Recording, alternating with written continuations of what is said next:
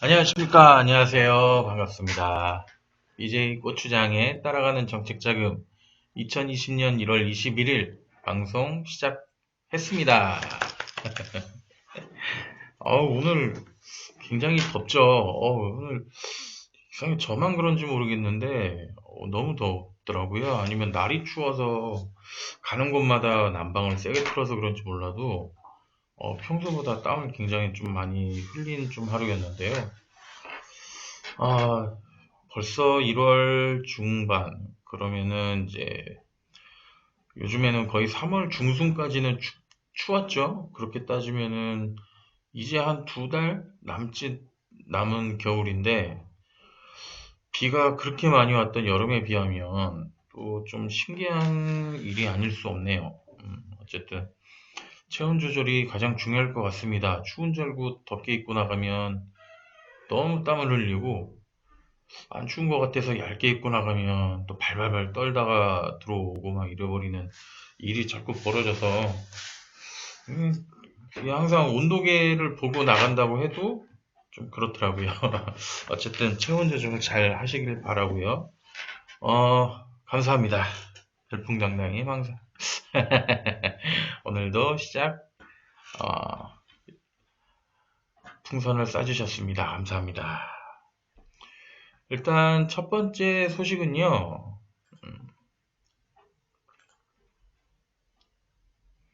이 한국정보화진흥원에서 이, 그 인공지능 학습용 사물형 이미지 데이터 360만 장을 공개했다고 합니다. 그 주소는 AI 허브 ORKR이고요.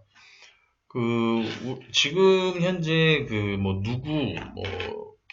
뭐 여러 개가 있죠. 뭐 카카오도 있고 어쨌든 이제 음성 인식형부터 시작을 해가지고 뭐 사물 인식해갖고 요즘에 그 인공지능 기술이 굉장히 활발한데 이제 그거를 이제 조금 그 데이터를 만드는데 자료를 모으는데 힘드시거나 뭐 어떻게 해야 될지 모르는 어떤 이제 기업들에게 약간의 그 희소식이 될 것 같습니다. 그래서 그 뭐지 유저 건조물 뭐 상품, 도시 랜드마크 뭐 해서 360만 장 정도고요. 1월부터 이제 전격 공개한다고 밝혔는데, 네, 여기가 그 사이트입니다. AI 허브고요. 이렇게 보시면 이런 식으로 뭐 소프트웨어, 뭐 개방형 경진대회, 고성능 컴퓨팅 지원, 뭐 이렇게 이지빌더 이렇게 이제 공개를 했고요. 이게 그냥 이 웹사이트에 그냥 이렇게 널브러져 있는 그런 방식은 아니고요. 이제 또 사이트에 또 안 들어가집니까? 아이고 참. 이제 들어가지네. 이 사이트에 들어 거기에 맞는 이제 개요들이 들어 있고 여기에 있는 이제 그 신청 양식이 있습니다. 이렇게. 그래서 신청을 하면 그 데이터를 이제 뭐 웹하드 형식으로 공개를 해 주는 것 같아요. 그래서 필요한 게 있으면 언제든지 특히 이렇게 검색을 통해 가지고 여기에 뭐 다운로드 메뉴도 있네요. 이렇게 들어가면 여기 메타데이터랑 이렇게 다운받을 수가 있습니다. 그래서 이거는 이제 그 공개형으로 볼 수 있게끔 이제 오픈이 되어 있는 거기 때문에 쓰셔도 어쨌든 그 문제가 없을 것 같습니다. 사실 그 데이터들을 사실 음성인식 관련해서는 저 같은 경우에는 가끔 알바를 많이 했어요. 뭐 카카오라든가 그런 KT 이런 서비스용으로 음성인식을 다양하게 하기 위해서 한 몇백 개 되는 단어를 이렇게 소리 내서 읽으면 그걸 녹음을 해서 알바비 조금 쥐어주고 그렇게 해서 데이터를 모으는 알바가 간간이 있거든요. 그러면은 거기 신청을 해가지고 이제 되면은 가서 이제 녹음하고 오고 그런 게 많았는데 그런 이제 데이터들을 이제 이 미디어 그룹 사람과 숲에서 이렇게 모은 거죠. 그래서 한 6개월 동안 이제 모았다고 합니다. 그래서 뭐 랜드마크 같은 경우는 한 뭐 전국 35개 도시의 대표적인 67개 랜드마크가 선정이 돼서 그렇게 했다고 하고요. 그래서 이제 공개가 됐기 때문에 쓰셔도 되는 그런 데이터로 알고 있습니다. 아닙니다. 들어가서 봤는데요. 다운로드는 못 봤던 것 같아요. 처음 봤네요. 그래서 제가 이 사이트를 들어가서 확인을 해보고 여기에 저는 이제 연락을 해가지고 가는 걸로 봤는데 이쪽 데이터의 요 부분은 못 봤는데요. 생겼나? 그 사이에?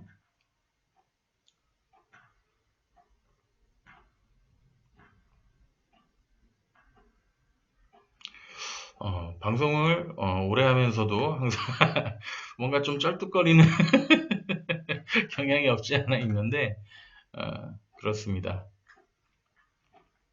어쨌든 AI 데이터가 필요하신 분들은 한 번쯤 들어가셔서 사이트를 한번 쭉 둘러보시는 거를 추천드리겠습니다. 다음은요. 네. SK텔레콤 상용망에서 순 5G 통신을 성공했다고 합니다. 이게 뭐냐면은 이게 그 뭐죠? 그 스탠드 언론이라고 해야 되나요? SA가 이제 스탠드 언론이라고 해서요.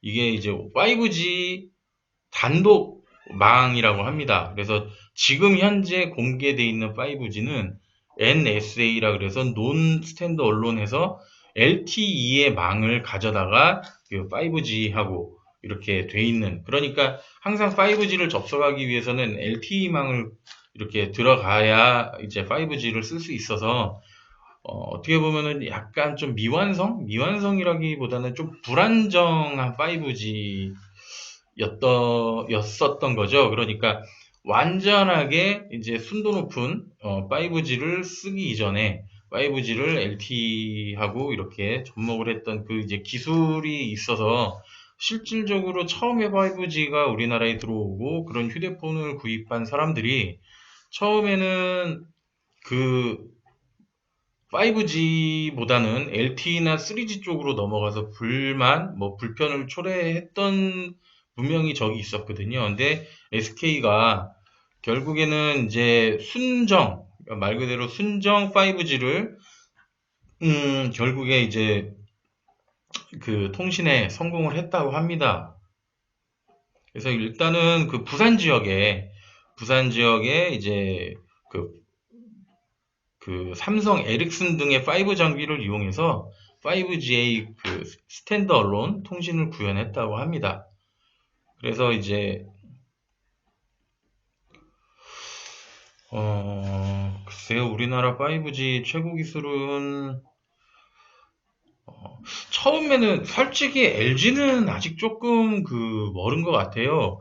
LG는 그 화웨이 장비를 계속 쓰고 있기 때문에 제가 볼 때는 아직은 조금 그런 것 같고, 최초로 5G를 만든 거는 KT로 알고 있거든요. 그런데 이제 지금까지의 그 어떤 통신망으로 봤을 때 회선 자체는 SK가 그나마 좀 안정적이고 가장 좋지 않나라고 생각을 합니다. 실질적으로 SK가 제일 오래됐죠. 그 2G 때부터 뭐 거슬러 올라가면은 삐삐 때부터겠지만은 어찌됐든 그 통신망의 그런 네트워크 같은 경우에는 제가 볼 때는 SK가 아직까지는 제일 좋은 것 같습니다. 사실 주변에 저는 LG를 쓰고 있고 제가 아는 분은 SK를 쓰고 그러고 있는데요. 확실히 좀 5G를 사용하시는 분들의 그걸 봤을 땐 SK가 지금 현재는 제일 좋은 것 같습니다. 확실하게 LTE 같은 경우에는 SKT가 좀 제일 안정적이었고, 그 다음에 LG, 그 다음에 KT였거든요. 근데 또 SK가 이렇게 또 5G SA를 성공했기 때문에 아마 좀 더 그런 노하우들이 더 축적이 되지 않을까라고 생각을 합니다. 그렇죠. 아직까지도 SK텔레콤 2G를 쓰시는 분이 많죠. 올해 이제 1월부터는 2G를 없애고 이제 3G 대응 폰으로 바꿔가지고 한 2년 동안 011 번호를 쓰다가 이제 2년 뒤에는 이제 완전히 이제 2G망을 없애버리는 이제 그런 정책으로 간다고 하는데 저 같은 경우에 실질적으로 2G 번호가 하나가 있어요. 지금은 거의 안 쓰다시피 하는 2G 번호가 하나 있는데 한동안 뭐 전화기 바꿔라 뭐 하라 한다 하더니만 막상 20년이 되니까 조용한 거 보니까 그것도 좀 연기가 됐는지 아니면은 저한테 연락을 안 하는 건지는 모르겠지만 하여튼 그렇습니다. 이제 SK 같은 경우에는 대신에 이제 너무 2G 때부터 그 투지 때 매니아들이 굉장히 많았던 것 같아요. 지금도 제가 아는 지인, 치과 의사 형님이 한 분 계시는데 그 형님은 아직도 그 옛날 LG 프라다폰을 쓰고 계세요. 진짜로.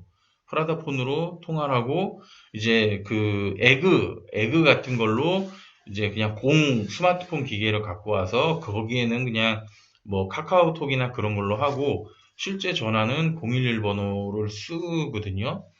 그 형님은 뭐 아직까지 전화번호나 전화기를 바꿀 마음이 없어 보여요.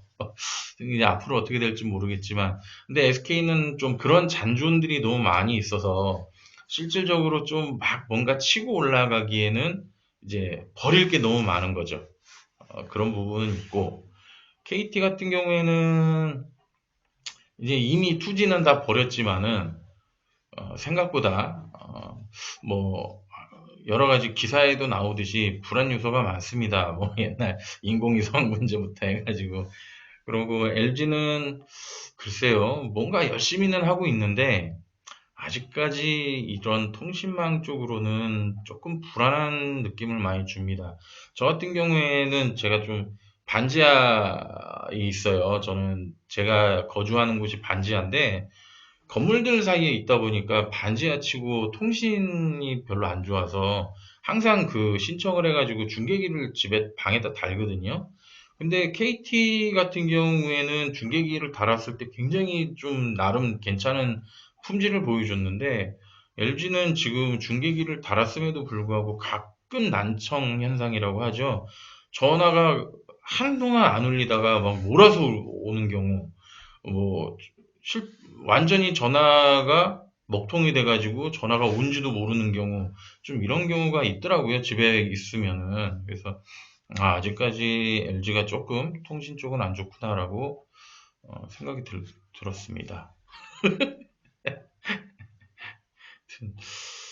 근데 저도 사실 좀 뭐 여러 가지 그 통신의 늪이라고 있잖아요. 뭐 전화기 뭐 두 대 등록하면은 뭐 뭔가 가족끼리 같은 통신사 쓰면은 얼마 할인, 거기에 뭐 TV까지 얹으면 또 얼마 할인에 얼마 주고 뭐 이런 게 있잖아요. 그 늪에 제가 순간 빠져가지고 사실 지금 통신사를 좀 옮기기는 좀 어려운 상황이긴 하지만 저는 아마 다음에 가게 되면 또 SK 쪽으로 가지 않을까라고 생각을 해봅니다. 근데 제일 뭐 모르겠어요. 좀 안정성은 SK가 제일 좋은 것 같아요. 속도 부분은 속도는 다 비슷한 것 같긴 합니다. 어쨌든 다음은요. 네, 안랩에서 2019년 사이버 공격 동향 통계를 발표했습니다. 그래서 뭐 어, 전 국민 무료 와이파이 시대에 오면 죄다 텔레그램 그렇죠. 텔레그램 그 우리나라의 그 보안 문제 때문에 급부상한 외국계 그 채팅 앱이죠. 텔레그램. 어, 솔직히 그 저도 텔레그램을 쓰지만 약간 텔레그램이 지금의 네이트온 같은 쓰긴 쓰는데 편의성이라든가 뭐 이모티콘, 다양한 이모티콘 등 거기에 저도 아직 카카오를 좀 많이 쓰긴 하는데요. 근데 정말로 다 이제 뭐 무료 와이파이 시대가 정말로 올지 모르겠지만은 어쨌든 그런 통신망에서는 텔레그램이 더 강력해지지 않을까라고 생각을 저도 합니다. 예, 정말 그럴 겁니다. 전화요금 영원 시대가 올 것 같습니다.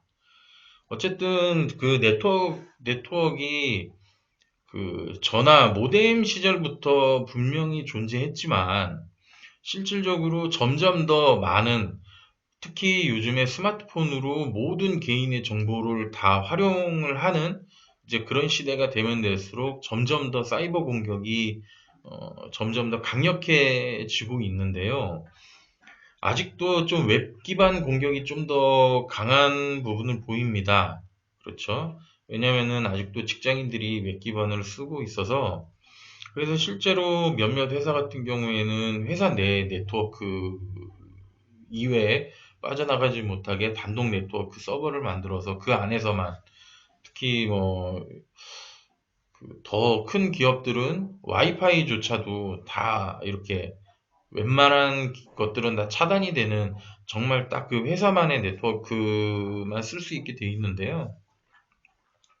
개인들 같은 경우에도 아직까지는 웹 기반을 많이 쓰고 있죠.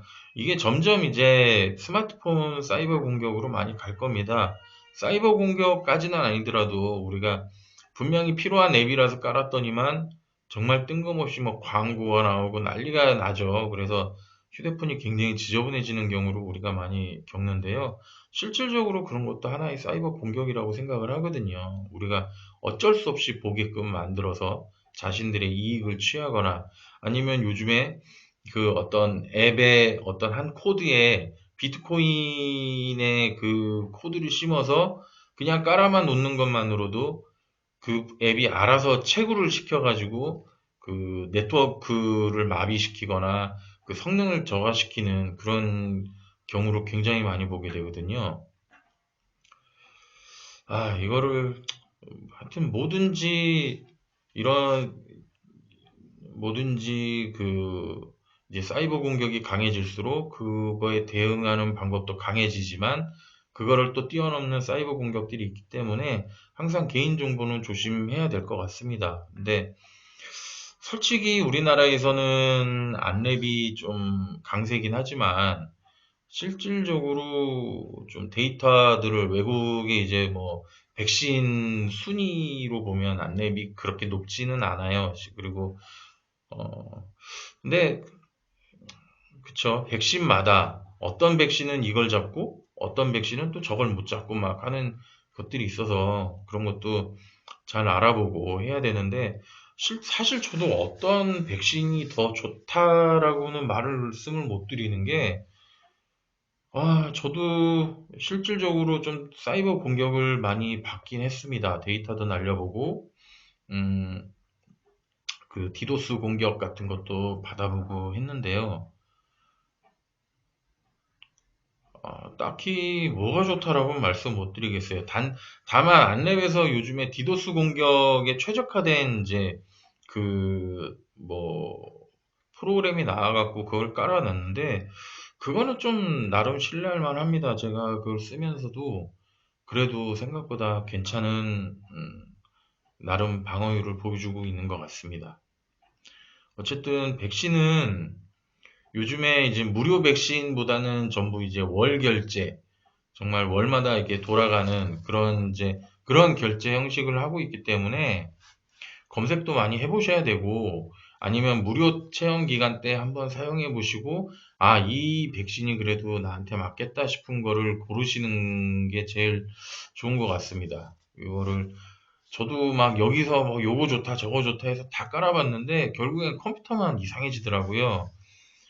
어, 그래서 아직도 저도 딱히 이렇게 괜찮은 백신을 찾지는 못한 것 같아요. 어쨌든 혹시라도 뭐 괜찮은 백신 프로그램이 만약에 생긴다면 제가 한번 또 이 자리에서 추천을 해드리도록 해보겠습니다.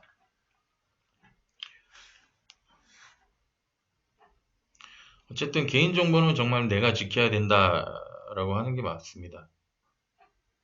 예, 맞아요.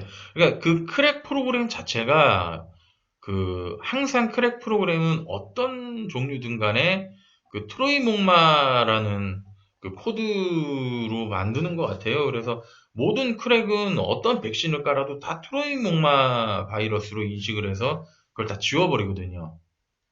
그래서 요즘에 만약에 뭐 크랙 까는 방법도 있지만은, 그것까지는 방송으로는 말씀 못 드릴 것 같고, 좀 복잡하기도 하고요. 어쨌든, 잘 구분하셔서 정말 내 데이터 보호하려고 깔았던 백신으로 인해서 내 데이터가 역으로 날아가는 현상을 겪으실 수 있으니까 음, 잘, 잘 검증해 보시고 정말 내 집 지키듯이 잘 지키시면 좋겠습니다. 스마트폰을 뭐 어디다 흘리는 일도 없애야겠죠. 다음 소식입니다. 네, 현대자동차에서 코나 일렉트릭이 가장 높은 곳에 오른 전기차로 기네스북에 등재가 됐다고 합니다. 기네스북. 아직도 이 기네스라는 회사에서 참 대단하죠. 기네스라는 술보다는 이 기네스북이 정말 유명한, 술 안 드시는 분들은 기네스를 잘 모르시는 분들도 있어요, 아직도. 근데 기네스북은 누구나 다 아는 그런 거죠. 사실상 이 기네스북이 뭐 엄청난 공신력이 있거나 막 그러진 않지만 하나의 이슈로, 그리고 또 그냥 그렇죠. 그래도 여기에 올랐다라는 걸로 좀 이렇게 만족을 느끼거나 하는 경우도 있는데요. 근데 또 업체가 또 이렇게 또 기네스북에 올랐다라는 것도 참 하나의 또 대단한 것 같습니다. 글쎄요. 기네스북이 원래는 책이었던 걸로 알고 있는데요. 저도 사실 못 봤네요. 기네스북이라는 거에 대해서. 만약 기네스북, 기네스북의 역사를 다음에 한번 다뤄볼까요? 뭐 다룰 만한 소재면 다뤄보고.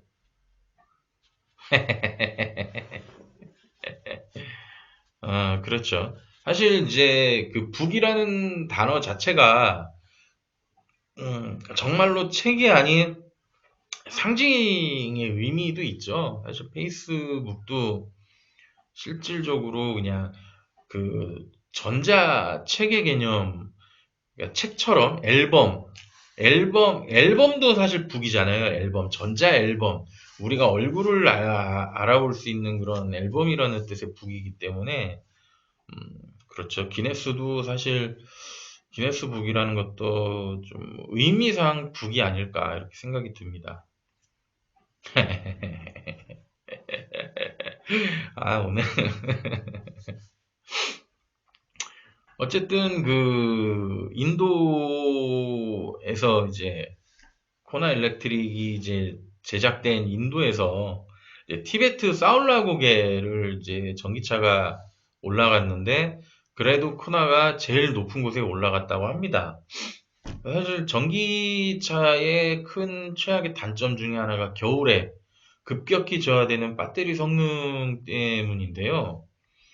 실제로 이 부분을 해결하기 위해 많은 장치들이 지금도 있어요. 뭐, 순간적으로 배터리를 가열해가지고 이렇게 하는 방식도 있더라고요. 그래서 이제 시동 걸기 전에 배터리를 순간 열로 가해서 배터리를 따뜻하게 만들어서 그걸 작동을 시키게 하는데, 아직까지 배터리 기술이 완벽하지는 않죠. 좀 과부하가 걸렸을 때 화재가 나는 경우도 있고, 배터리가 갑자기 먹통이 돼서 망가지는 경우도 있는데, 어찌됐건 간에 거의 한 8일 정도? 8일 정도 여정을 해가지고 올라갔다고 합니다. 근데 여기가 영하 30도에서 35도까지니까 실질적으로 이제 우리가 양산되는 차를 가지고 올라간 건 아니죠. 그러니까 이 극한의 추위에서 거기를 등반할 수 있도록 특수 제작이 됐겠지만, 그래도 그렇게까지 올라갈 수 있을 만큼의 기술력이 있다라는 걸 보여주기에는 딱 좋은 게 아니었나 싶습니다. 그렇죠. 그 전기차가 이제 정말 많아질 것이고, 조만간에 정부에서도 이제 내연기관차들을 규제하고 할 겁니다. 아직까지는 연비 측면에서 전기세 말고는 드는 게 없기 때문에 전기차를 타본 사람들은 또 다시 전기차를 타겠다라는 분도 있고, 테슬라가 극악의 진짜 극악의 단차와 극악의 어떤 좀 그런 부분을 보여주더라도 또 테슬라를 구입하겠다라는 분들이 많은 거 보면 확실히 전기차가 일단 비용 절감 차원에서는 최고인 것 같습니다, 정말. 그래서 이렇게 얘기를 들어보면 최고라고 합니다. 어쨌든. 그리고 그 내연기관은 아무래도 엔진에서 돌아가는 힘이 미션하고 그 또 바퀴까지 연결되는 그 대후라고 하는 그 기역까지 거쳐서 바퀴로 전달이 되기 때문에 아무래도 엔진 출력이 바퀴까지 전달을 하기에는 손실이 굉장히 많죠. 근데 전기차는 바로 전기 신호로 모터를 돌려버리면 끝나는 문제이기 때문에 순간 가속력이라든가 그런 것들이 월등히 좋아서 실질적으로 전기차 타다가 내연기관차를 타면 못 타먹겠네 이런 사람들이 많더라고요. 저도 경험을 해봤지만 그런 초반 가속 부분에선 재밌습니다, 진짜.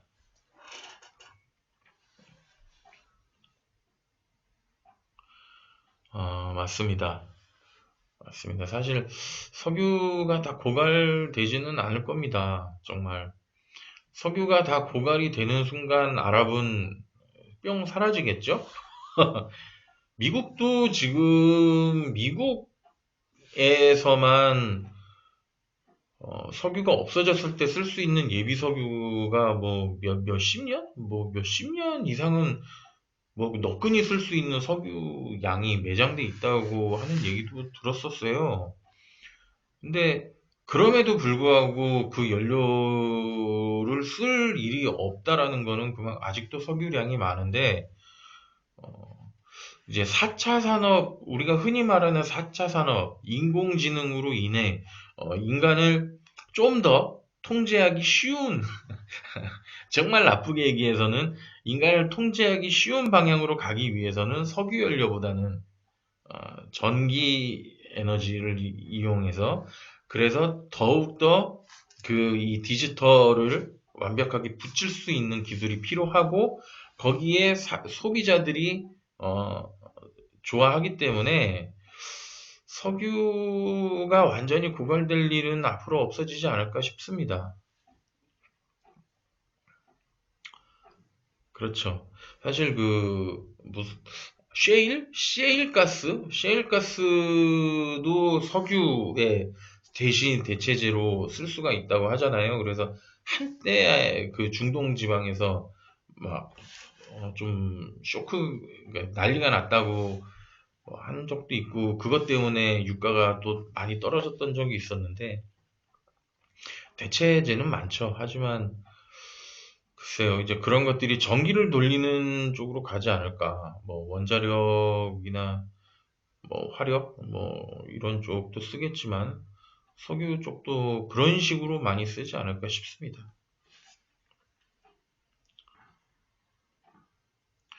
다음은 사실 어, 이 내비 예, 맞습니다. 저는 수소 엔진 매니아인데 지금 현재 넥소가 있죠. 넥소를 타시는 분의 인터뷰를 언제 한번 본 적이 있어요. 근데 어, 사실 수소는 기체 안에 그 에너지를 얼마나 많이 때려 넣느냐에 따라서 이제 뭐 주행 가는 거리라든가 힘 이런 게 좀 있어서 아직까지는 그 수요도 많지 않고 그리고 수소를 좀 더 이렇게 압축을 시키는 기술이 아직까지는 좀 부족하고 그리고 지금 없는 땅에 지금 기름 주유소도 이렇게 포화가 돼 있는 상태에서 과연 수소차 주유소가 뭐 얼마나 들어오겠냐라는 생각을 하시는 분들도 많고, 그리고 실질적으로 지금 현재 수소를 만땅을 채웠을 때 한 5만 원 정도가 든다고 합니다. 그러면은 사실 거의 휘발유와 거의 동급이죠. 하긴 그렇지만은 아마 결국에는 전기차를 넘어설 차는 수소차가 되지 않을까 싶습니다. 제가 고등학교 때부터 그 뭐 물리 화학 선생님들한테 들은 얘기지만 정말 그 배터리 뭐 조그마한 거 하나가 정말로 뭐 며칠 동안 돌려도 막 강한 갈 수 있는 그런 정도의 강한 건전지가 나오면 뭐 노벨상을 받는다고 그런 얘기를 하셨었는데 아직까지는 그런 게 나오지 않고 뭐 그런 게 나올 리가 좀 만무하다는 식으로 얘기를 가끔 듣는 걸 보면 음, 그걸 대체할 수 있는 거는 결국 수소전기차가 아닐까라고 저는 생각을 합니다. 예, 맞아요. 사실 원자력으로 가는 건 좀 그렇죠. 원자력은 너무 좀 아직까지는 그걸 압축시키는 게 좀 적죠. 그래서 뭐 항공모함 같은 정말 몇 달 동안 배 위에 있어야 되는 그런 이제 큰 기체에서만 원자력 에너지를 쓰고는 있는데, 그래도 우리가 쓰기에는 수소를 이용해서 쓰는 게 정말 좋지 않을까 생각이 듭니다. 그래서 이제 곧 이제 이번 주 말이죠. 이번 주 토요일이 설날입니다. 그래서 티맵에서는 이제 고향 가기 제일 좋은 시간이 23일 10시 이전 또는 24일 4시 이후라고 이렇게 기사까지 났는데요. 아마 이 기사 이후에 이 시간에 가시는 분들이 더 늘어날 것이고, 그러면 그럼 굳이 뭐 이런 건 좀 알려지면 알려질수록 더 그렇더라고요. 사실 그렇죠. 그러니까 귀성길은 완전히 눈치 싸움이죠. 자, 5분 차이로 뭐 1시간을 더 일찍 가느냐, 3시간을 늦게 가느냐 차이가 있어서 어쨌든 빅데이터를 이용해서 예측해 본 결과 요 시간이라고 하고요. 저 같은 경우에는 사실 다른 맵보다는 티맵을 써요. 왜냐면은 아직까지는 티맵이 그나마 데이터가 제일 방대하고 제일 좋고 실제로 요즘에 티맵에서 나오는 그 시간대에 거의 많이 차이가 나는 게 한 5분 정도 차이밖에 안 나요. 아무리 막히든 뭐 뻥 뚫리든 그 목적지 시간에서 플러스 마이너스 5분 내에서는 다 이렇게 도착을 했던 것 같고, 실질적으로 예상 시간을 해보면은 나오는 그 예상 시간들이 굉장히 좀 많이 맞더라고요. 그만큼 그 동안에 티맵을 사용하는 사람들의 데이터가 그만큼 많이 축적이 돼 있다고 하는 건데, 월에 1250만 명이나 실사용을 하고 있다니 엄청난 데이터죠. 근데 어쨌든 이렇게 뭐 이게 정확하다라기보다는 좀 참고하시면 좋지 않을까라는 마음에 올려봤습니다. 맞습니다. 아이언맨 가슴에 남는 그 배터리가 언젠간 나올 겁니다. 그러면 사실 아이언맨은 사람인가요? 로봇인가요? 사실 그 가슴에 그 배터리를 넣기 위해서 안이 또 기계화가 돼 있잖아요.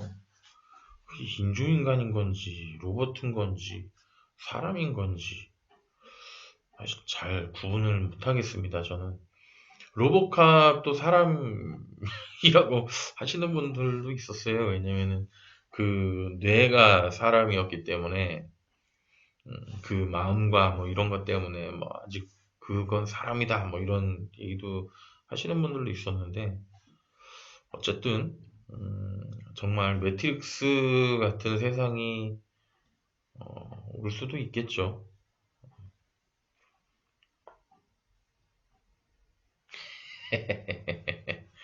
그죠? 맞습니다. 1년 동안 고향에 전화하는 시간보다 더 많은 시간이죠. 당연하죠. 저 같은 경우에도 부모님이랑 통화를 하면 5분 이상 전화를 못 합니다. 부모님 특유의 아이고 이놈아 오면 알아서 끊어! 이러고 끊어버리기 때문에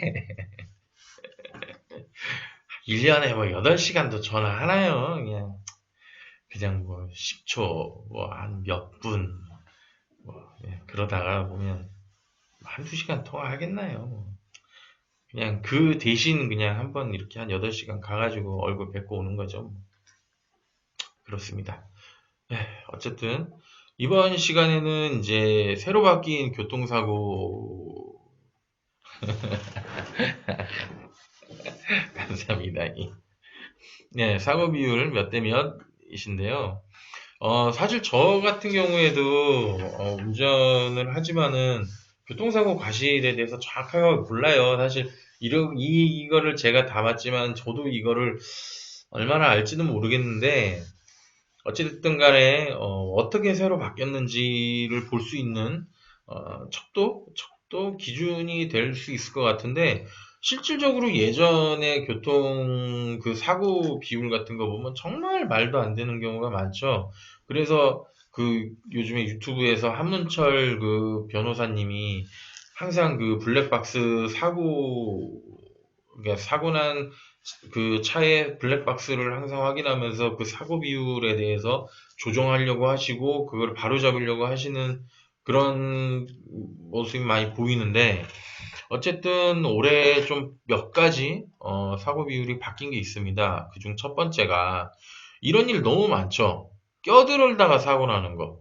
근데 껴들다가 사고가 나도 항상 보면은 분명히 나는 그냥 가다가 다친 건데 아니면은 여기 서 있었는데 출발하는 순간에 얘가 들어오다가 사고가 난 경우 차가 움직였다는 이유만으로 비율이 항상 같이 정해져 있어 갖고 진짜 억울하신 분들이 많아요. 제 주변에도 분명 있었고.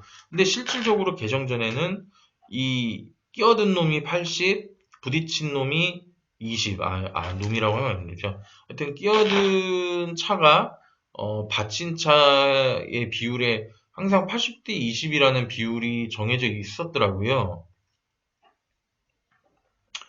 그렇죠. 사실 얼마나 떨어졌는지를 고려해야 되는데 그냥 대충 사이드 미러로 보고 차가 그러니까 그 차의 속도를 보지 않고 그냥 딱 봐서 비어 있어 보이니까 쑥 들어가다가 사고 나는 경우가 굉장히 많아요. 갑자기 뜬금없이 차가 막혀갖고 여기 안 막히던데 왜 막히지 하고 보면은 그런 사고들이 많죠. 전에 제가 그 서울대 입구역 있는 데가 좀 많이 막히는 곳인데 하루는 막혀도 너무 막히는 거예요. 그래갖고 왜 이렇게 막히나 하고 이렇게 가다 보니까 2차선에 있는 차가 3차선으로 껴드니까 3차선에 있는 차가 놀래서 4차선으로 피했는데 4차선에 박았고 그 충격으로 다시 끼어든 2차선하고 박아갖고 2, 3, 4차선에 차가 세 대가 있는데 그 와중에 또 뒤에서 또 한 두 대 정도가 그 사고 난 차들을 박아가지고 날 아비규환이었더라고요. 그런 사고도 있었어요.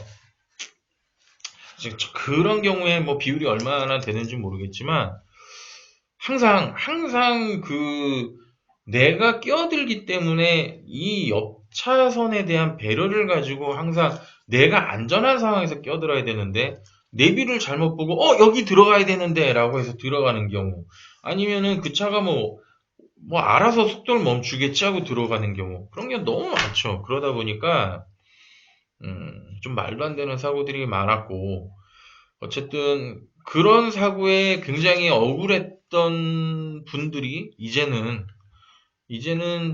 그래도 좀 두 발 뻗고 다닐 수 있겠다. 뭐 그런 얘기들 하죠. 교통사고는 100대 0이 없다. 이런 얘기들을 많이 하는데 그래도 100대 0으로 개정이 된 게 굉장히 다행이라고 생각을 합니다. 오토바이도 문제죠. 저 고속도로에서 오토바이 때문에 정말 죽는 줄 알았습니다. 다음은 그 교차로 우회전 차량하고 좌회전 신호 때 유턴한 차량 간 사고. 그러니까 이렇게 우회전, 유턴. 항상 보면 그렇죠. 이게 유턴 차선임에도 불구하고 얘는 알아서 일로 가고, 유턴 차량은 여기 차가 별로 없어 보이니까 씩 돌다가 얘가 들어오면은 멈춰야 되는데 그냥 돕니다. 알아서 멈춰줄 거라고 생각을 하고. 근데 여기에 대한 사고 규정이 원래 없었대요. 그래서 아마 공방전이 많고 뭐 네가 잘했니 내가 못했니 막 이러면서 음, 했던 경우도 많고, 그래서 조금 말도 안 되는 그런 과실 비율이 좀 생기기도 했었는데 80대 20으로 개정을 했다고 합니다. 아무래도 유턴 신호에 유턴 신호에 그러니까 좌회전 유턴 신호에 유턴을 하게 되면 유턴이 우선인 거죠.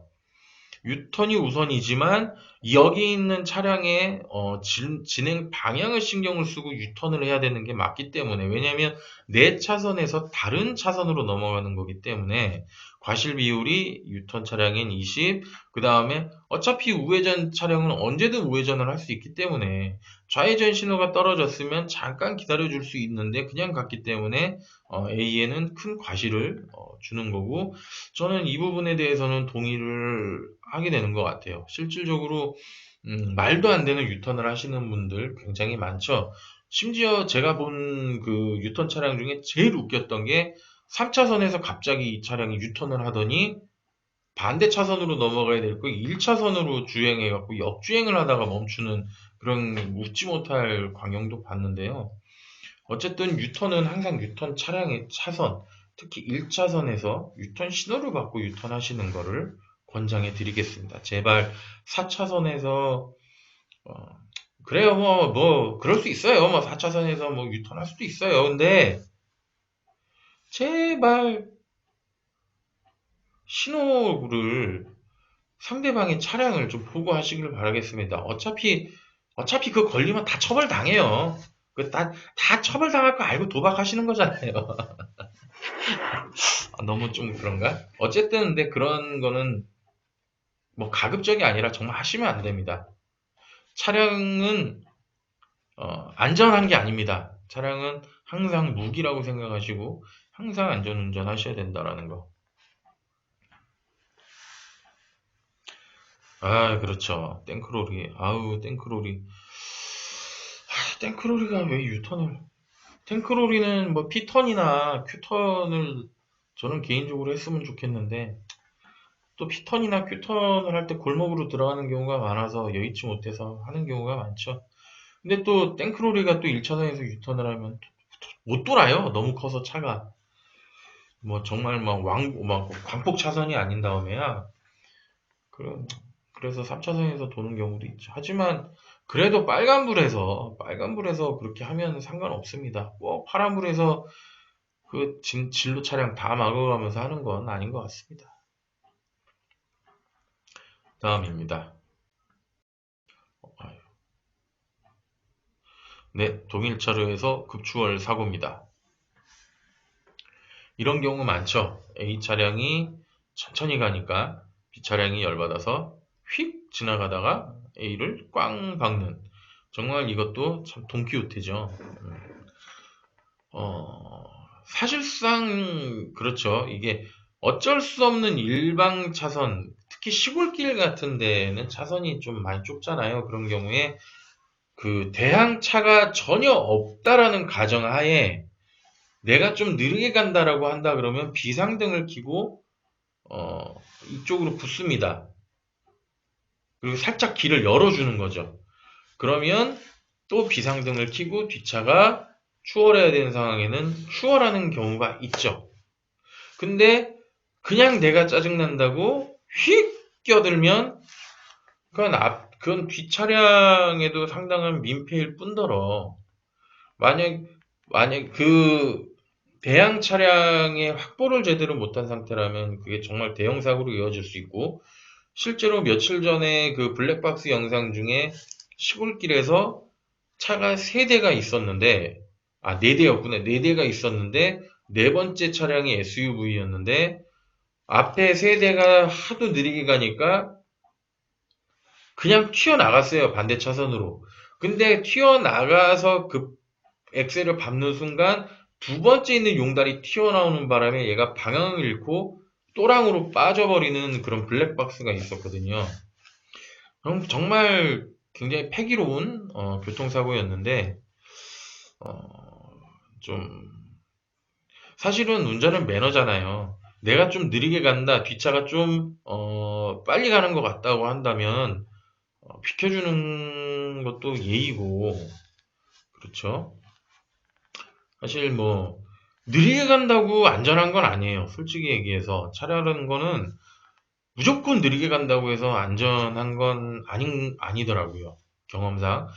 어, 그렇다고 뭐 빨리 간다고 하면 오히려 더 안 좋은 거지만 그냥 적당한 차량의 흐름이라는 게 있기 때문에 그 흐름에 맞춰서 가는 게 그나마 제일 좋은 것 같습니다.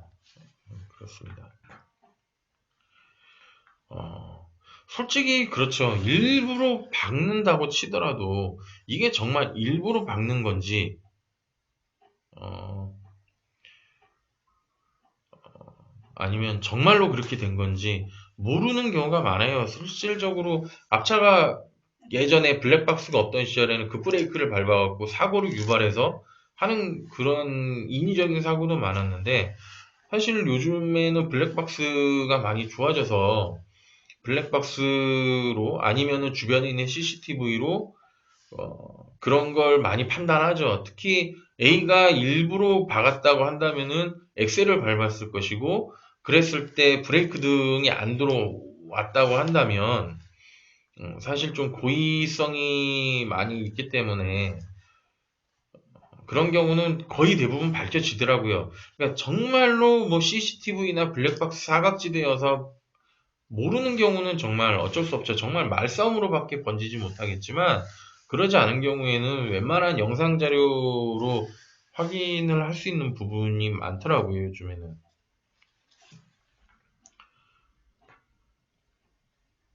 어쨌든 그 추월하시는 차량들도 A 차량의 흐름과 어, 고맙습니다. 이 뭐죠? A 차량의 흐름과 특히 대항차가 있는지 없는지 항상 확인하시고 꼭 사고가 없이 추월하실 수 있도록 하시기를 바랍니다. 이제는 아예 뭐 B100이니까요. 무조건 B100이니 추월하는 차니까 추월을 하시더라도 잘 하셨으면 좋겠습니다. 다음은 이제 직진 노면 표시에서 아까도 말씀드렸지만 꼭 이런 차량들 있죠. 좌회전을 한다거나 우회전 뭐 유턴을 한다거나 유조차 같은 경우에 갑자기 그냥 휙 돈다거나 하다가 박았을 때 도 요 추월이랑 거의 같은 거고 사실 이런 경우는 좀 도심이 많아요. 도심은 CCTV의 천국입니다. 정말로 CCTV가 많아요. 특히 이런 사고 우발 지역이라든가 이런 교차로는 뭐 위에 뭐 옆에 특히 뭐 옆에 가게 CCTV가 많기 때문에 이거는 아무리 우겨도 어느 정도 검증이 됩니다. 제가 이것저것 봐온 결과 한 80% 정도 이상, 거의 8, 90% 이상은 다 밝혀내더라고요. 그러니까 항상 좌회전 차선은 지키시고 정말로 내가 차선을 여기도 그러니까 그런 경우 있죠. 좌회전 하는데 갑자기 직진이 되는, 그러니까 여기가 넓어지면서 좌회전이고 여기 차선이 있었는데 갑자기 한 차선이 생기면서 좌회전 차선이 이쪽으로 생기고 갑자기 직진으로 간 그런 부득이한 경우에는 이 차가 옆에 차가 좌회전을 할 차인지 직진을 할 차인지를 살펴보시고 이 차가 도저히 좌회전을 안 할 것 같다고 생각한다면 그냥 다음 차선, 다음 신호에서 유턴하시는 거를 권장드리겠습니다. 사실은 그게 맞고요.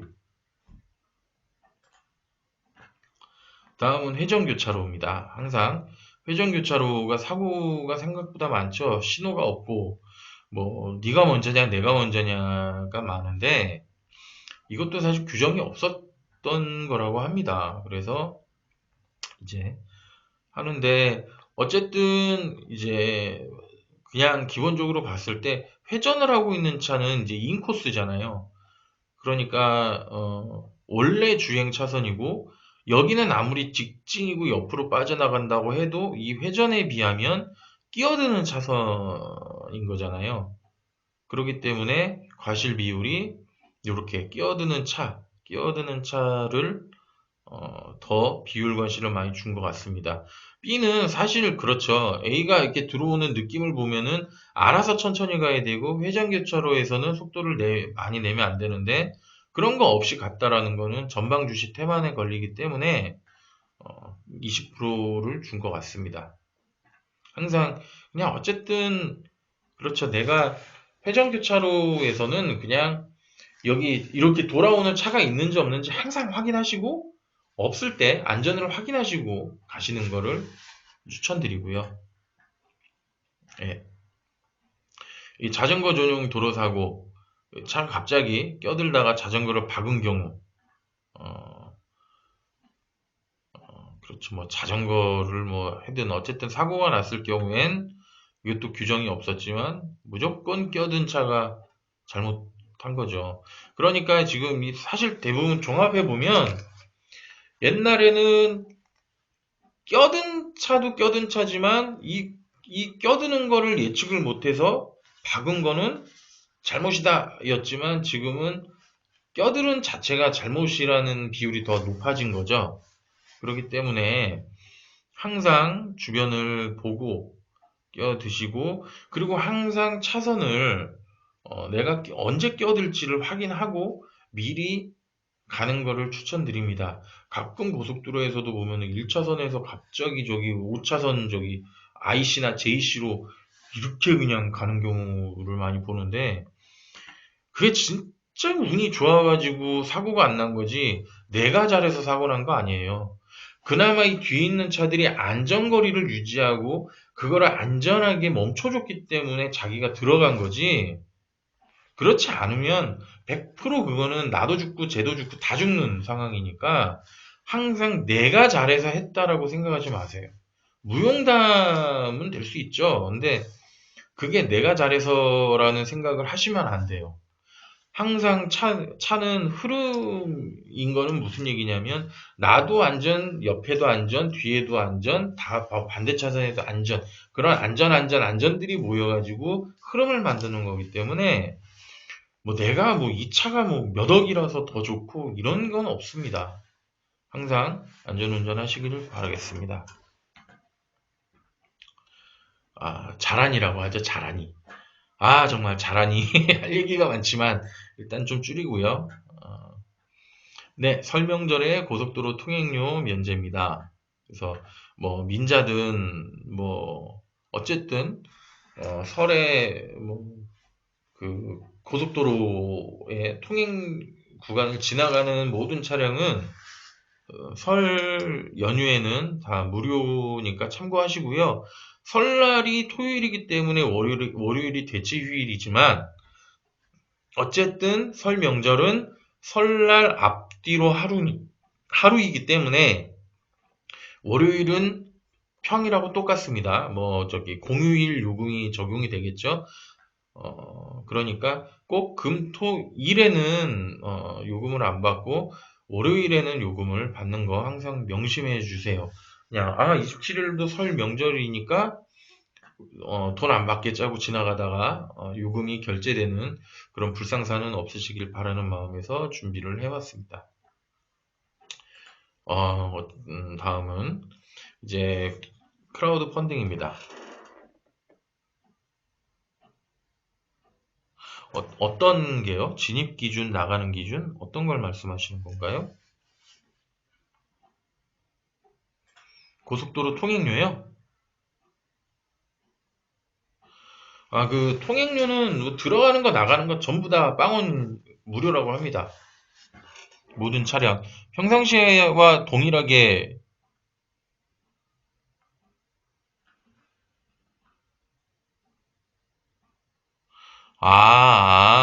26일 날이요.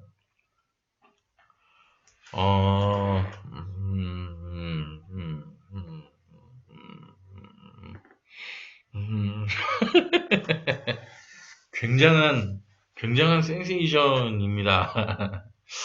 근데 어차피 통행료 자체가 들어가면서 사실은 부과가 되는 거잖아요. 그렇기 때문에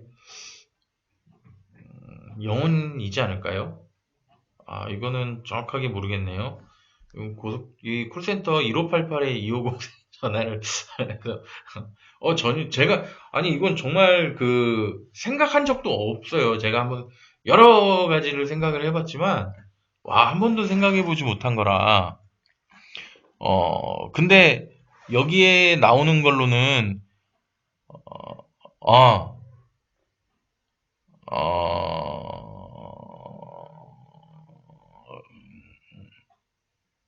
어, 그렇습니다.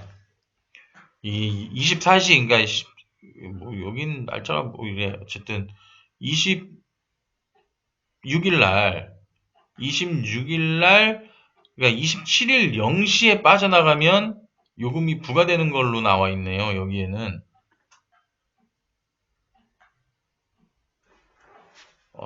이거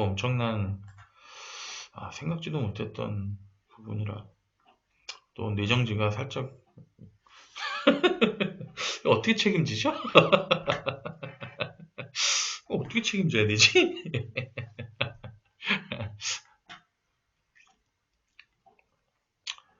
이거 뭐 중간에 방송을 뭐 긴급 방송을 한번 해야 되나요? 어쨌든 26일 11시 59분 안에는 고속도로 통행을 다 마치시길 바라겠습니다.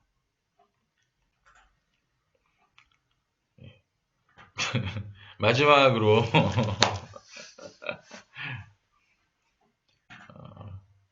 와디즈 소식입니다.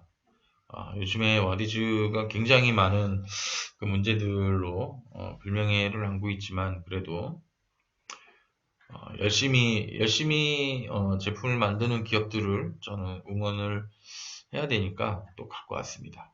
이거는 이제 녹음을 그러니까 휴대폰으로 녹음을 하더라도 녹화를 하더라도 좀 더 나은 녹음 결물을 얻기 위해서 마이크를 따로 이제 쓰는 경우가 많죠. 그런 분들을 위해서 나온 이제 초소형 고음질 스마트폰 무선 핀 마이크라고 하는 건데요. 어쨌든 수신기는 하나고 송신기는 두 대까지, 그러니까 수신기 하나에 송신기가 두 개가 돼 있어서 그냥 이렇게 이 자체로도 되고 핀 마이크로 써도 되는데 음, 그런 방식으로 우리나라에서 개발을 했다고 합니다. 그래서 이제 이 채널을 지원한다는 거는 이제 두 개인 거죠. 이 보시면 사이즈도 굉장히 조그만하고 어, 이렇게 일반적인 USB로 촬영을 할 수 있고 뭐 스마트폰, 뭐 일반 카메라, 그 다음에 앰프, 뭐 PC 등 다 호환이 되고요. 그리고 굉장히 깔끔하다고 합니다. 근데 실질적으로 저도 한번 이 마이크를 알아봤는데요. 좀 제대로 쓰려고 하면은 이 송수신기를 한 세트만 해도 몇십만 원을 해요. 그러니까 아무리 싸도 십몇만 원이고, 뭐 중국제들은 더 싸긴 하겠지만 굉장히 품질이 조악한 경우가 많아요. 너무 민감해가지고 정말로 그냥 이렇게 휙 할 때 뭐 바람 소리라든가 아니면은 뭐 옷에서 우락우락 소리 뭐 하여튼 되게 좀 안 좋은 경우가 많은데 그래도 우리나라에서 이렇게 마이크를 만들었다고 하고 굉장히 나름 괜찮다고 합니다. 일단 뭐 한국에 없어 만들었다. 순수 국산 무선 핀 마이크 두 명 동시 2채널 지원하고 동급 해외 제품은 60만 원대 뭐 이러면서 이제 광고를 하죠. 그러니까 만약에 뭐 둘이 대화를 할 때 약간 떨어져 있는 곳에서 서로 마이크를 쓸 때 한 대씩 써도 리시버는 하나니까 굉장히 좋은 성능을 보여주는 어, 일단은 리시버 하나에 이 마이크 두 개인 구성이 19만 8천 원이라고 하고요. 이게 지금 2차 앵콜이라고 합니다. 그래서 1차 때 만약에 그냥 리시버 하나랑 그냥 송신기 마이크 하나만 사신 분들은 요거 마이크 하나만 더 사는데 7만 9,800원이라고 한답니다. 아닙니다. 여기에 그 핀마이크 있잖아요. 이 핀마이크도 같이 꽂아가지고 이거 그냥 평상시 그 뒤에다 해가지고 쓸 수도 있어요. 이거는 얘기를 하자면은 마이크긴 한데 그냥 우리가 휴대폰으로 그냥 일반적인 걸 할 때는 하는 거지만 정말 좀 이런 게 보기 흉하거나 이렇게 좀 이렇게 할 경우에는 핀 마이크를 이용해 가지고 핀 마이크를 이용해 갖고 쓸 수 있습니다. 그래서 이 안에 이 제품 안에 핀 마이크가 동봉이 되어 있습니다. 핀 마이크는 이제 바람 소리 같은 거 잘 안 들어가게 되어 있는 이제 그런 제품인 거죠. 근데 누가 이렇게 달아갖고 쓰겠습니까? 그 동봉되어 있는 핀 마이크를 이용하죠. 다만 이제 뭐 회의나 이럴 때 이렇게 가운데다가 휙 던져놓고도 녹음을 할 수 있는 그런 거겠죠. 그러니까 핀 마이크가 없어도 녹음이 된다 정도의 기능을 하고 있는 거지요. 근데 어떤 제품들은 핀 마이크가 없으면 녹음 자체가 안 돼가지고 그 만약에 핀 마이크가 순간 좀 뭐 단락이 됐다거나 망가졌을 때 굉장히 좀 저 같은 경우에 촬영 같은 거 예전에 뭐 현대 거 뭐 할 때 핀 마이크가 나가가지고 녹음 자체를 막 못해갖고 되게 막 그랬던 적도 있었는데 뭐 응급용으로 쓰죠. 그 외에는 다 핀 마이크를 이용할 겁니다. 어쨌든 예. 나갈 때 기준일 것 같아요. 진입 기준이라면 나갈 때 누구는 돈 내고 누구는 안 내고 형평성이 안 맞으니까 맞는 것 같습니다. 저도 이 의견에 굉장히 동의를 합니다. 그렇죠. 그냥 스마트폰으로도 충분하지요. 충분하지만 가끔 그 스마트폰을 이렇게 이 주먹처럼 똑같이 할 수 있는 것도 아니고, 솔직히 어떤 방송을 할 때는 스마트폰보다는 핀 마이크를 쓰잖아요. 근데 실질적으로 스마트폰에 핀 마이크를 이렇게, 그러니까 확실히 감도가 달라요. 감도가. 스마트폰이 아무리 감이 좋아도 실제로 이 마이크보다는 성능이 좀 떨어지더라고요. 그래서 예전에 영상 편집을 간간히 할 때 스마트폰으로 녹음했던 거랑 핀 마이크를 이용해서 녹음했던 거랑 분명히 비슷한 환경에서 촬영을 했는데도 확실히 핀 마이크를 이용하는 게 훨씬 더 좋았고요. 그리고 일단 핀 마이크는 가까이에서 이렇게 불편함 없이 쓸 수 있기 때문에 감도가 훨씬 좋습니다. 목소리가 더 잘 들려서. 그래서 사실 영상 편집을 제대로 하려면 영상하고 음성을 같이 동시에 녹음을 해서 그거를 일단 편집할 때 믹싱을 하죠. 사실은 그 작업 때문에 이렇게 슬레이트를 치고 박수를 치는 거거든요. 그래서 그 사운드는 이 박수 소리를 기준으로 잡고 영상은 그 박수 치는 장면을 기준으로 잡아서 싱크를 그렇게 해서 맞춰 나가기 때문에 음, 스마트폰보다는 그러니까 전문적으로 그래도 좀 방송처럼 하시려는 분들에게 굉장히 유용한 녹음기인 거죠. 예, 일반적인 녹음은 사실 스마트폰으로도 충분합니다.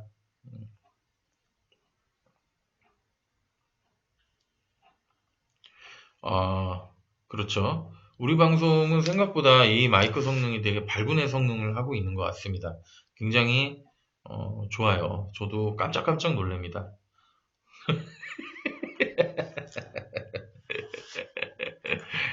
시장을 알리는 좋은 박수 소리입니다.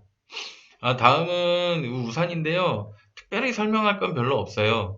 이제 발수가 잘 되는 그냥 일반 우산인데, 우리가 항상 우산을 이런 식으로 비가 오고 나서 뭐 이게 뭐 집에 들어오는 게 아니라 뭐 지하철을 타거나 잠깐 뭐 밖에 있거나 막 이럴 때 우산을 대충 이렇게 널브러 놓잖아요. 그러면은 우산 안쪽도 젖고 막 되게 안 좋은데, 이 우산에 이렇게 실리콘 처리가 된 요런 이제 삼각형의 이제 실리콘 그 뭐라고 해야 되지?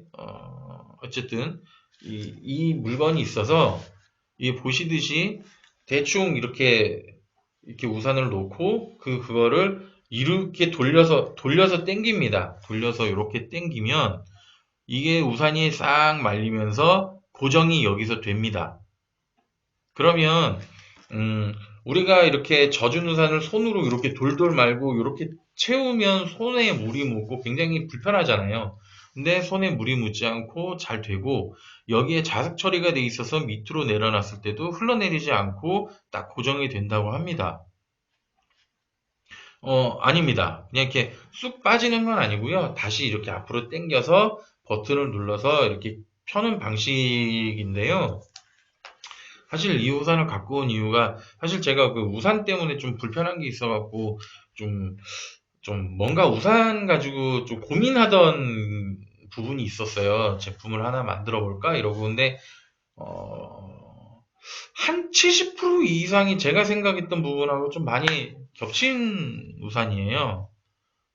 저도 좀 그래서 좀 아쉽기도 하고 일단 이런 제품이 있으니까 어, 그리고 실질적으로 저 같은 경우에도 그 우산 이제 어떤 건물에 들어가면 이렇게 놓고 비닐로 빼는 게 있죠. 그런 거를 이제 항상 뜯어갖고 갖고 있다가 이제 그거를 이렇게 이쪽을 이렇게 구멍을 뚫어서 뒤에 돌돌 마른 다음에 이렇게 놓고 이렇게 돌려가지고 많이 써요. 저 같은 경우에는 어, 그런 부분에서는 굉장히 이 제품이 되게 단순하지만 좋은 것 같습니다. 근데 가격이 좀 많이 비싼 단점이 있는데요. 어쨌든 이런 걸 끼고도 굉장히 가볍다고 하고요. 일단 자동 우산이고, 그 다음에 요 띠가 야광이 돼갖고 밤에도 어두운 곳에서도 이 불빛이 나온다고 하니까요. 어, 혹시라도 뭐 이 우산 관심이 있으신 분들은 한번 보시라는 의미에서 갖고 왔습니다. 가격은 3만 원이 좀 넘습니다. 이 우산 같은 경우에 3만 원은 좀 비싼 가격이긴 하죠. 음. 그러니까 이게 뭐냐면요. 벨크로로 돌리고 이런 개념이 아니라 어쨌든 벨크로로 돌리기 위해서 우리가 젖은 부분을 우리가 손으로 잡고 돌려서 벨크로로 하는 거잖아요. 그러니까 결국에는 이 우산이 젖었다는 가정하에 우리가 항상 그 젖은 우산을 손으로 만져야 된다라는 거를 이거 하나로 그 젖은 부분을 잡지 않고 접을 수 있다라는 부분인 거죠. 그러니까 벨크로 자체를 우리가 이렇게 그냥 동그랗게 한다 그래도 어쨌든 이렇게 말아야 되는 부분에서는 항상 그 우산을 그 젖은 걸 손으로 잡아야 되는데 그거를 음,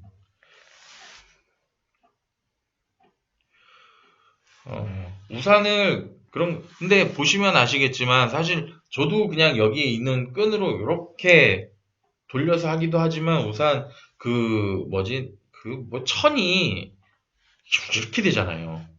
그거를 조금 이쁘게 접으려면은 항상 그 천을 잡고 살짝 돌려줘야만 이렇게 했을 때 딱 슬림하게 되는 부분이잖아요. 근데 실질적으로 그냥 벨크로만 돌려서 우산 살이 그러니까 그 천이 이렇게 울룩불룩해지면 꼭 나중에 그 살이 찢어지거나 그러니까 저 같은 경우에는요 아니면 그 물이 이렇게 안쪽으로 들어가서 나중에 폈을 때 안에서 물이 뚝뚝 떨어지는 그런 경험을 좀 했어요. 근데 그런 분들은 거의 없으시겠지만 그런 이제 저의 경험에서는 좀 좋았던 제품인 것 같습니다. 예, 어쨌든 뭐 무조건 좋다는 아니고요. 이거는 정말 그냥 한번 이런 게 있다. 제가 한번 생각했던 아이디어 중에 하나였긴 하지만 이렇게 제품이 나왔다는 걸로 그냥 소개용으로 갖고 온 겁니다. 비옷 못 갖고 다닙니다. 나중에 실내에 들어와서 비옷 그거 접는데 못 하겠습니다. 저는. 음, 다음은 이것 좀 재밌어서 갖고 왔어요. 사실 저 개인적으로는 이제 나도 뭐 JYP 같은 음반 제작자가 될 수 있다. 그래서 이게 뭔가 했어요. 근데 이 팔빈이 뭐냐면은 작곡가라고 합니다. 이 팔빈이라는 작곡가가 어 일정의 그 음반 제작료를 펀딩을 하면 그 사람의 원하는 음악의 취향으로 연주곡을 만들어 준다고 합니다. 그리고 그 연주곡은 어, 모든 저작권을 이제 그 펀딩을 한 사람에게 위임을 해줘서 위임을 하고 음원 사이트에 등록을 해줘서 음원 사이트 그러니까 정식 가수처럼 나중에 그 음원을 누군가가 다운을 받거나 어디선가 듣게 되면은 이제 저작권을 내가 받을 수 있는 한 그러니까 우리나라 그 저작권 협회에서 인정하고 있는 저장 그 기간이 70년이라고 하니까 70년 동안 이렇게 소소하게 돈을 받을 수 있는 이제 그런 개념의 펀딩이더라고요. 솔직히 뭐 얼마나 이렇게 그 연주곡을 누가 많이 찾아서 듣겠습니까? 많은 가끔 그 저작권으로 인해서 특히 유튜브를 하시는 분들, 이런 영상 관련하시는 분들, 이렇게 스트리밍을 하면서 배경음악을 좀 까시는 분들은 항상 저작권 때문에 음악이 뭐 끊기거나 해서 그 뭐 부분이 날아가고 이런 경우가 많아요. 그런 경우에 이런 펀딩을 했을 때 어차피 저작권자가 나기 때문에 마음대로 쓸 수가 있고, 그리고 혹시라도 누군가가 그 곡을 듣거나 다운로드를 받으면 거기에 대한 수익이 들어오는데, 어, 그 수익은 굉장히 작습니다. 예. 그래서 사실은 그냥 나만의 내가 등록한 내 이름으로 등록된 곡이라는 어떤 그런 만족감을 가질 수는 있는 그런 것 같아요. 그리고 이분이 어떤 음악을 하는지 얼마나 음악을 잘 만들어줄지 모르겠지만 어쨌든 저 같은 경우에는 한번 신청을 해보려고 합니다. 실질적으로 원래 한 곡당 한 5만 5천 원 정도가 된다 그러고요. 이렇게 30곡 한정으로 음반을 다 내주는데 37,500원, 뭐 이렇게 그러니까 그 곡 제한 없을 때는 이제 42,500원 뭐 이렇게 되는데요. 음, 그쵸. 이렇게 음반 제작을 대충 그러니까 이 받았는데 대충 해주면 그럼 100% 문제가 될 수 있지만 어떻게 보면은 나의 그런 어떤 재능을 파는 거니까 나쁘진 않은 것 같습니다. 어쨌든 뭐 피아노 연주 분위기로 뭐 태교, 숙면, 집중력, 커피 마실 때, 공부할 때, 반려견 여행 갈 때, 뭐 자장가, 뭐 이 중에서 만약에 그냥 내 음악이 필요하다거나 아니면은 뭐 그런 거를 좀 원하신다 그러면은 재밌을 것 같아요. 저는 이게 되게 재밌었어요. 실질적으로 이제 와디즈는 좀 테크 리워드가 많고, 그에 뭐 클라우디라든가 텀블벅 같은 경우에는 좀 아티스트형 펀딩이 굉장히 많거든요. 그 중에 이제 하나가 이제 요런, 어, 이런 그러니까 지재권이라고 하죠. 지적 재산권, 이 지재권을 이용한 펀딩인 것 같아요. 어쨌든, 어, 저도, 그러니까 어떤 또 작가는 자기의 그림을 그려주고, 뭐 책을 만들어주는 대가로 또 이런 펀딩을 하시는 분들도 있더라고요. 근데 저는 사실 제가 그 마음 놓고 쓸 수 있는, 그러니까 남이 잘 안 쓰는 그런 저작권이 없는 음악을 좀 찾고 있는 와중에 이제 이런 걸 보고, 혹시라도 이런 게 필요하신 분들한테는 좋은 소식이 될 수 있겠다라고 생각을 해서 소개를 해드리는 겁니다. 어, 그렇죠. 사실 비슷비슷할 것 같아요. 근데 만약에 된다 그러면은 괜찮은 또 펀딩이 될 수도 있을 것 같습니다.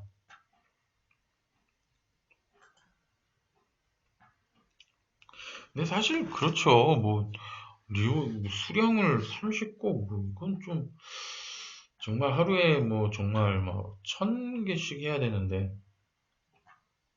근데 여기, 음,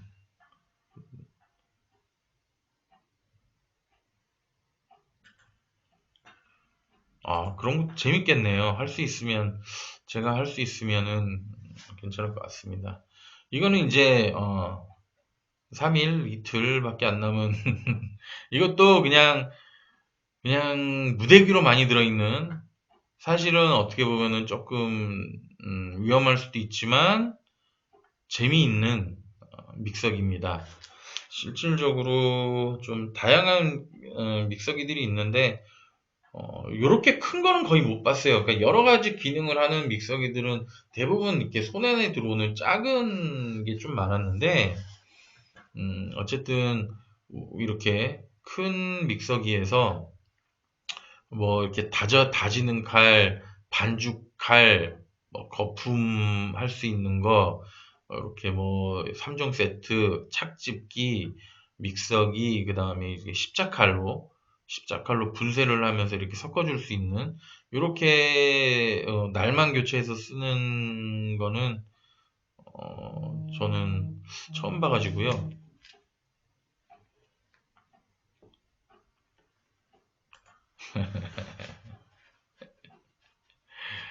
아, 어쨌든 그렇습니다. 뭐 일단 이게 컬러가 한 3개가 있는데요. 화이트는 벌써 나갔더라고요. 근데 이게 일단 84,900원이라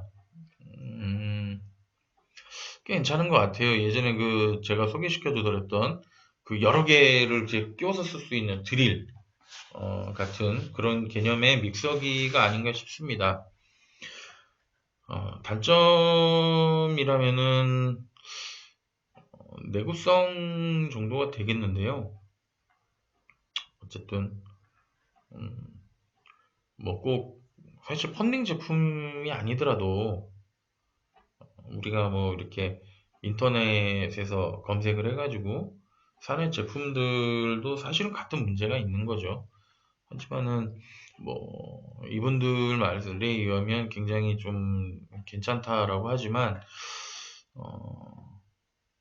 한편으로 여우님이 또 진위를 알려주실 것 같은 그런 믹서기인 것 같기도 하고 어쨌든 혼자 사시는데 주방이 작으신 분들에게 굉장히 유용한 제품이 아닌가 싶어서 가져왔습니다.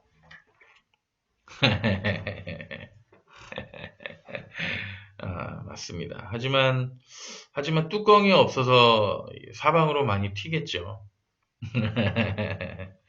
어쨌든 맨날 소개를 하면서도 이게 와, 너무 괜찮다라고 생각을 하지만 예전에는 그냥 괜찮다로 끝났는데 이게 또 여우님이 또 이거를 보시는 게 아닌가 싶은 생각도 들고 하지만 어쨌든 최대한 나름 꼼꼼히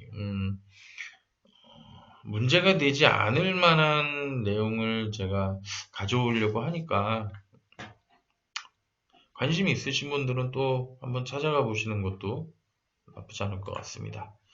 그래서 아이고 오늘 이상하게 너무 제가 말이 많아서 그랬는지 몰라도 방송이 너무 늦게 끝났는데 어쨌든 지금 시간까지 들어주신 분들 대단히 감사드리고요.